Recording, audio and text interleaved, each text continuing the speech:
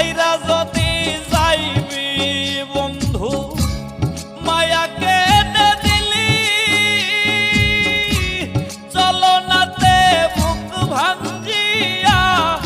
কেন বাপর করিলি মাঝারুলের হইল না সুখ বন্ধুয়া তোর কারণে প্রতারণার হইব বিচার আসরের ময়দানে রে বন্ধু প্রতারণার চাইব